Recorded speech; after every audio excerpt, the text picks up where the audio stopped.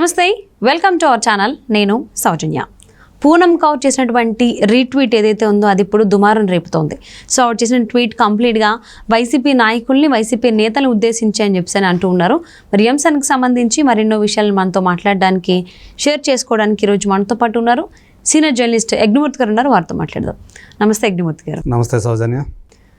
పూనం కౌర్ సినీ నటి అండ్ రాజకీయ నేత కూడా, ఆవిడ యాక్టివిస్ట్. సో ఆవిడ ఎక్స్ వేదికగా రీట్వీట్ చేశారు. అంటే డాక్టర్ ప్రదీప్ చింత చేసినటువంటి పోస్ట్ ఏదైతే ఉందో ఎక్స్లో, దాన్ని ఇవిడ రీట్వీట్ చేసి ఒక కామెంట్ చేశారు. సో అది ఇప్పుడు సోషల్ మీడియాలో వైరల్ అవుతుంది. అదంతా కూడా వైసీపీ నేతల్ని, నాయకుల్ని, అలాగే వైసీపీ అధ్యక్షుడిని ఉద్దేశించే అనేటువంటిది అంటూ ఉన్నారు. చాలామంది అదే అభిప్రాయపడుతున్నారు. ఏమంటారు మీరు? కాంటెస్ట్ మనకు తెలుసు. సో ఎలాన్ మస్క్ ఎవరైతే ఉన్నాడో, అంటే ఎలక్ట్రిక్ కార్లకి, టెస్లా కార్లకి అతను దానికి ఉన్నటువంటి డిమాండ్ మనకు తెలుసు. అట్లాగే తను ఎక్స్ని తను హస్తగతం చేసుకున్నాడు. సో ఇదివరకు ట్విట్టర్ అని మనం ఏదైతే అంటామో అది. సో ఆయనకున్న పేరు ప్రఖ్యాతులు ప్రపంచవ్యాప్తంగా అమేయమని చెప్పాలి. సో అతన్ని ఇక్కడ ఆంధ్రప్రదేశ్, భారతదేశంలోని ముఖ్యమైన రాష్ట్రాల్లో ఒకటైనటువంటి ఆంధ్రప్రదేశ్కు వచ్చి మీ సేవల్ని ఇక్కడ కొనసాగించండి, ఇక్కడ ప్రారంభించండి అని చెప్పేసి ఆయన ఆహ్వానిస్తూ దానికి ఒక పేపర్ క్లిప్ను కూడా జోడించి చేశాడు. సో అది అంతవరకు బాగానే ఉంది. సో ఒకవేళ వస్తే మంచిదే కదా, అది ఒక ప్రాజెక్ట్, మంచి ప్లాంట్ వచ్చినట్టు, కార్ల ప్లాంట్ వచ్చినట్టు. అయితే దీన్ని రీట్వీట్ చేసినటువంటి పూనం కౌర్ గారు ఆమె ఒక కోట్ చేసిన కోట్ ఏదైతే ఉందో అది ఈరోజు పెద్ద చర్చనీయాంశమైంది, ఒక దుమారం కూడా రేపుతుంది. సాధారణంగా మనందరికీ తెలిసిన విషయం ఏంటంటే ఆమె పవన్ కళ్యాణ్ గారికి, అలాగే త్రివిక్రమ్ శ్రీనివాస్కి ఎగనెస్ట్గా, సో వాళ్ళని అపహాస్యం చేస్తూనో లేకపోతే వాళ్ళ మీద వ్యంగ్యంగానో ఆమె ట్వీట్లు చేస్తుంటారు, ఏదో ఒక విమర్శ చేస్తుంటారు. అలాంటిది పవన్ కళ్యాణ్ గారికి ఫేవర్గా ఆమె అందులో ఒక కోట్ చేశారు.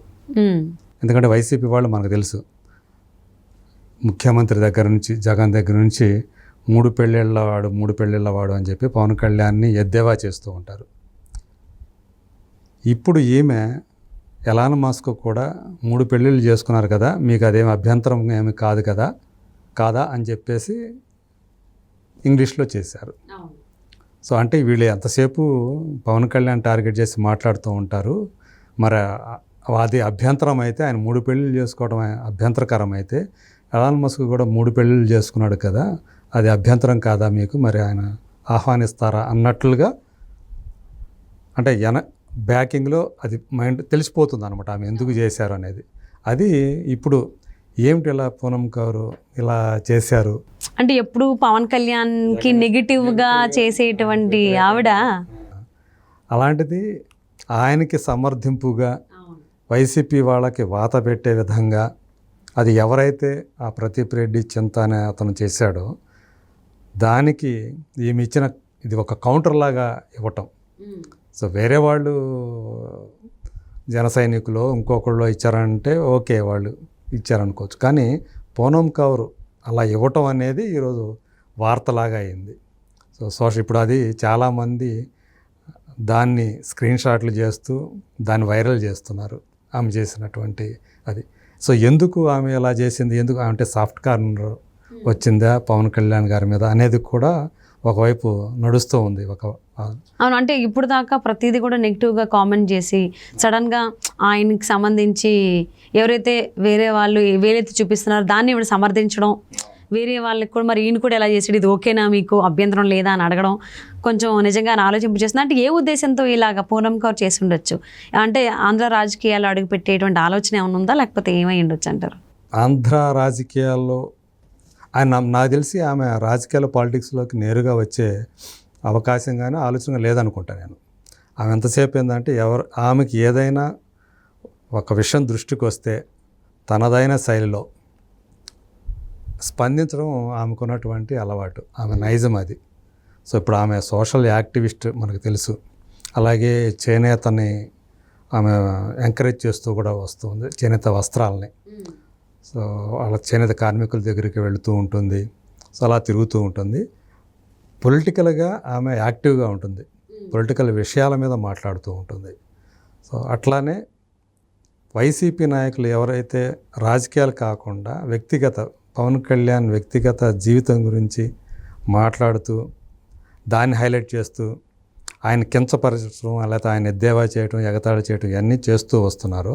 దీన్ని చాలామంది తప్పుపడుతూ వస్తున్నారు. ఎందుకు? అతనికి అతని భార్యకి సంబంధించినట్టు విషయం. వాళ్ళిద్దరికీ ఓకే అయినప్పుడు మధ్యలో మూడో వాళ్ళ జోక్యం అవసరం లేదు కదా అని చాలామంది విఘ్నులైన వాళ్ళు మాట్లాడుతున్నటువంటి మాట. సో బహుశా నేను అనుకోవటం ఏంటంటే ఇదే విషయం పూనం కూడా ఈ తన రీట్వీట్ ద్వారా తను వ్యక్తం చేసిందని నేను అనుకుంటున్నాను. సో మీరు ఏదైనా చేస్తే రాజకీయంగా మాట్లాడంటారా, వ్యక్తిగత జీవితాల్లోకి వాళ్ళ జోలికి మాత్రం రావద్దు అని ఆమె చెప్పినట్లుగా కొంతమంది దాన్ని అలా కూడా మాట్లాడుతున్నారు. సో ఇప్పటికీ చాలామంది ఏంటంటే సంతోషపడుతున్నారు అన్నమాట. పవన్ కళ్యాణ్కి మోరల్ సపోర్ట్ ఇంకొకరు జాయిన్ అయ్యారు సపోర్టుగా అని చెప్పేసి. బట్ ఇప్పుడు దాకా ఎవరైతే నెగిటివ్గా ఆయన గురించి మాట్లాడుతూ వచ్చారో ఆమె ఇలా ఆయనకి సపోర్టుగా, ఆయనకు మద్దతుగా ఇలా రీట్వీట్ చేయటం అనేది మాత్రం ఒక చర్చనీయాంశంగానే మారిందని చెప్పుకోవాలి. సో నాకు తెలిసి ఆమె ఎవరికి నేరుగా వచ్చి రోడ్ల మీదకి వచ్చి ప్రచారాలు చేయటం ఏ పార్టీకి చేస్తుందని నేనైతే అనుకోవట్లేదు. తను చేసేదంతా ఇలాగే చేస్తుంది. త్రూ సోషల్ మీడియా తన భావాల్ని స్వేచ్ఛగా ఆమె ఎప్పుడు వ్యక్తం చేస్తూనే ఉంటుంది. కొంతమందికి అవి నచ్చవచ్చు, కొంతమందికి నచ్చకపోవచ్చు. అంటే ఆల్ ఆఫ్ సడన్గా అంటే ఇప్పుడు వరకు కూడా మీరు ఇంతకుముందే మెన్షన్ చేశారు త్రివిక్రమ్ గారి గురించి, అలాగే పవన్ కళ్యాణ్ గురించి కూడా ఎప్పుడు నెగిటివ్ కామెంట్స్ చేసేటువంటి పూనం కౌర్ ఆల్ ఆఫ్ సడన్గా ఇంత పాజిటివ్గా జరిగిపోవడానికి ఏం జరిగి ఉండొచ్చు అనుకోవచ్చు అంటారు? ఇది కూడా నిజానికి చాలామంది అందు గురించి ఆశ్చర్యపోతున్నారు. ఆమె ఇలా ట్వీట్ చేయడం ఎందుకు చేసింది అని చెప్పి దీనికి వెనక ఏమైనా ఉందా, సో కావాలని చేశారా ఏమో, సో దీంట్లో ఏమన్నా ప్లాన్ ఉందా, రేపొద్దున మళ్ళీ దీనికి కంటిన్యూషన్ ఏమన్నా దీనికి కొనసాగింపుగా ఏమైనా వ్యాఖ్యలు ఆమె చేస్తుందా ట్విట్టర్ ద్వారా, ఎక్స్ ద్వారా అని కొంతమంది అలా ఆలోచన కూడా చేస్తూ ఉన్నారు. బట్ నేను అనుకోవడం ఏంటంటే ఆమె ఎందుకో పదే పవన్ కళ్యాణ్ అంటే కొంతమంది మన శత్రువులు కూడా కొంతమంది ఎదుటి వాళ్ళు వేరే వాళ్ళు కనుక తిడుతూ ఉంటే మనకు కూడా సాఫ్ట్ కార్నర్ పెరుగుతుంది. ఎందుకు అనవసరంగా ఆడిపోసుకుంటున్నారు? అట్లా కావాలంటే వేరే రకంగా ఉన్న విషయం మాట్లాడుకోవచ్చు కదా, వ్యక్తిగత జీవితం ఎందుకు? సో అనేది మనకు కూడా ఒక పాయింట్ ఆఫ్ టైంలో అనిపిస్తుంది. బహుశా ఒకవేళ ఆమెకి అలా అనిపించి సో అలా రీట్వీట్ చేయడానికి కారణమైందా, అది కూడా జరిగి ఉండవచ్చు. సో ఇది నేను అనుకోవడం ఆల్ ఆఫ్ సడన్ అంటే ఆమె ఎందుకో అతను చేసినటువంటి ప్రదీప్ చింతా చేసినటువంటి ఆ ట్వీట్ ఏదైతే ఉందో ఆ ఒకవేళ ఎలాన్ మస్క్ గురించి ఆమెకి ఏమైనా నెగిటివ్ అభిప్రాయాలు ఉన్నాయా? సో ఆయన కూడా 3 పెళ్ళిళ్ళే చేసుకున్నారు కాబట్టి ఎలాన్ మస్క్ దేనికైతే అధిపతో అదే ఎక్స్ వేదిక ద్వారానే ఆమె కోట్ చేసి మరి అతను కూడా 3 పెళ్ళిళ్ళు చేసుకున్నాడు కదా, మరి ఇది అదేమీ అభ్యంతరం కాదా అని చెప్పేసి ఆమె అంటాం. సో ఇది అంటే వాళ్ళు అతన్ని ఆంధ్రప్రదేశ్కి ఆహ్వానించడం ఆమెకి ఏమన్నా ఇష్టం లేదా? సో ఇలాంటి రకరకాలుగా లాజిక్లు తీస్తున్నారు. అవును. సో ఏదేమైనా టెస్లా అయితే ఇండియాకి రాబోతోంది, అది కూడా ఏపీలో పెట్టుబడి పెట్టబోతోంది. అలా ప్లాంట్ అక్కడ వచ్చేటువంటి అవకాశాలు ఉన్నాయి. ఎలన్ మస్క్ కూడా ఈ నెల 22న ప్రైమ్ మినిస్టర్ ఢిల్లీకి వస్తున్నాడు. ప్రైమ్ మినిస్టర్తో మీటింగ్ అనేది షెడ్యూల్ అయింది అనేటువంటిది కూడా తెలిసింది. సో ఇదేమైనా hope for the best. So ఈ రకంగా టెస్లా రాబోతోంది, ప్రధాని మోదీని కలవబోతున్నారనేది తెలిసింది. సో ఏదేమైనా ఏ ఉద్దేశంతోనైనా పూనం కౌర్ రీట్వీట్ చేసిన ఈ విషయం అయితే ఎక్స్ వేదిక ఇంకా ఎక్కువ పాపులర్ అయింది. డాక్టర్ ప్రదీప్ రెడ్డి చింతా పెట్టినటువంటి పోస్ట్ ఈవిడ రీట్వీట్ చేయడం దానికి ఇంకొంచెం అంటే ఇంత చర్చించుకునేదాకా వచ్చింది. సో నెక్స్ట్ ఏం జరుగుతుంది మరి? టెస్లా ప్లాంట్ అనేది ఏపీలో వస్తుందా, లేకపోతే వాళ్ళు దాని వల్ల ఎవరైనా చెడగొట్టేటువంటి అవకాశాలు ఉంటాయో చూద్దాం. ఆయన వస్తున్నాడనే ఉద్దేశంతోనే ఆయన దృష్టిలో పడటం కోసం, ఆయన దృష్టిని ఆకర్షించడం కోసమే ఈ ప్రదీప్ చింతా ఆ ట్వీట్ చేశాడు. సో ఆల్రెడీ ఒక న్యూస్ కట్టింగ్ని పెట్టి చేశాడు. సో ఇవన్నీ కూడా ఈ రాజకీయాలు, ఇదంతా కూడా రాజకీయాల్లో భాగమే అనే విషయం అవగాహన ఉంది కాబట్టి ఆమె దాన్ని రీట్వీట్ చేసి మరీ తను కోట్ చేసిందని చెప్పుకోవాలి. సో మరి చూద్దామండి, మరి ఇది ఇక్కడే ఉంటుందా లేకపోతే ఇంకా కొనసాగుతుందా ఈ చర్చ అనేది చూద్దాం. Thank you so much Yagnamurthy garu. Thank you.